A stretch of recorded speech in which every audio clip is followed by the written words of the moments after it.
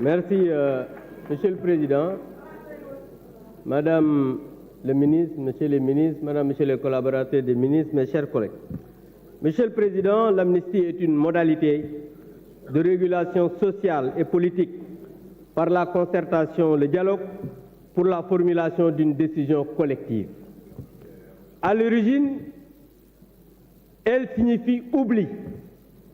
C'est un acte public solennel et collectif par lequel les fautes d'une période sont pardonnées au nom des intérêts supérieurs de la nation avide de cohésion.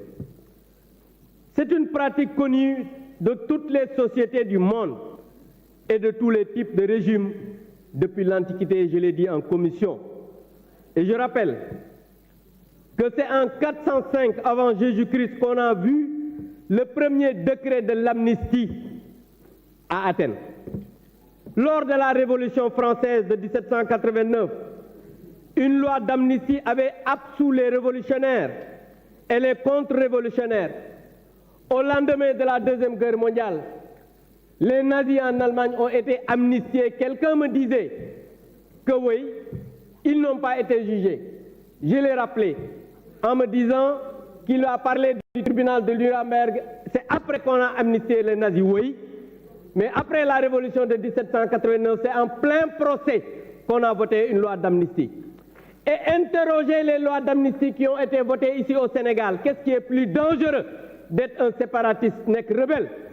Et pourtant, on a voté une loi d'amnistie ici. Où étiez-vous?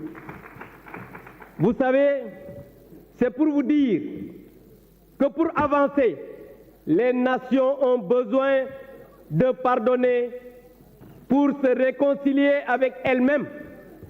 Et c'est dans cette indispensable trajectoire historique que se situe la grande et salutaire décision de Monsieur le Président de la République, son Excellence Macky Sall. Sama gaay waa ex-Pastef ñëpp xam nañ ne duñ samay xarit faraluma leen bugguma ngeen gañe dara ci réew.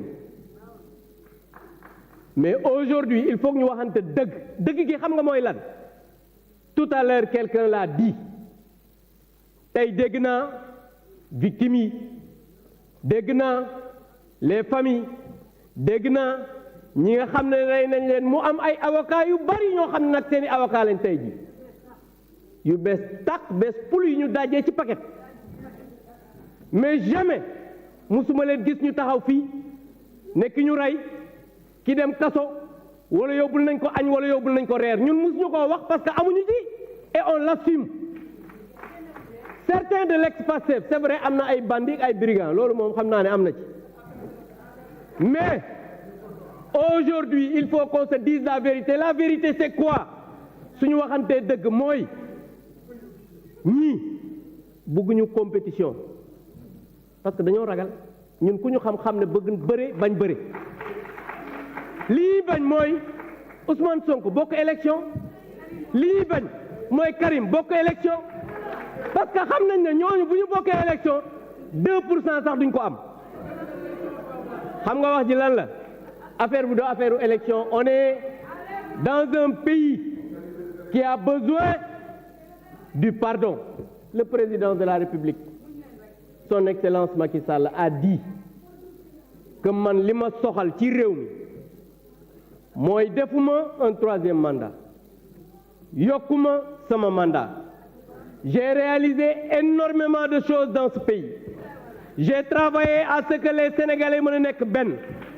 fexe naa këri diine yi nga xam ne ñoo nekk ci réew mi fu ci nekk ñu am foo xam ne dinañ fa jaamoo yàlla ci wàllu jàngu mi ak ñi nga xam ne ay kilifa diine lañ. li ma soxla nag mooy réew mu dal réew moo xam ne nit ñi dañoo dajaloo réew moo xam ne dañoo réconcilier wu ba nga xamante ni su ma demee Sénégal dinaa ko bàyyi ci dal ba ki nga xam ne moom mooy ñëw madame le ministre l'avait dit parce que monsieur le président mooy góor googu nga xam ne ku ko yëngal du bouger.